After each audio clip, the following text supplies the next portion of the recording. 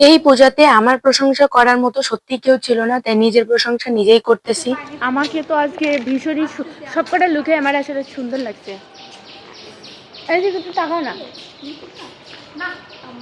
শুধু আমাকে না, আমার বন্ধুদেরও ভীষণই সুন্দর লাগছিল। রিমি এদিকে তাকাও। কেটে কই এইভাবে তাকাইছি, ঠিক আছে না? কই চলো চলো হইতে। এক প্রকার মৌখিক জোর করেই ওদের আমি ভিডিও ক্লিপগুলো নিয়েছিলাম, তারপরে জোর করে নাগরদোলায়ও উঠলাম। এই নাগরদোলায় যে আমি উঠবো এটা সাহস করতে করতে আমার জীবনে 23-24 বছর অলরেডি শেষ। নাগরদোলায় ওঠার পরে মনে হইলো এই বুঝে আমি পইরা হাত পাও ভাঙ্গিয়ে আমার আর বিয়ে হইলো না। মনে মনে ঈশ্বরে ডাকতেছিলাম আর বলতেছিলাম, ঈশ্বর আমার নামাই দাও, আমি জীবনেও উঠবো না। কিন্তু নামার পরে মনে হইলো আমি 2-1 বার আরো উঠতে চাই। তোমরা এই ভিড় আর জায়গা দেখে অলরেডি বুঝতেই পারছো এটা জগন্নাথ হল। ওইখানে আসলে পুজো দেখতে যাই না, যাই প্রত্যেক বছর ঠেলাঠেলি খাইতে। এত ঠেলাঠেলি খাই তাও প্রত্যেকবার ওইখানেই যাই। জগন্নাথ হলে পুজো দেখানোর পরে আমরা বুয়েট ক্যাম্পাসে আসছি। আমার জীবনে এই প্রথম আমি বুয়েটে আসছি, এবং তাও পুজোর দিন।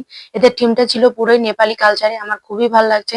অ্যান্ড আশেপাশে মন্দির থেকে খুবই ইউনিক ছিল।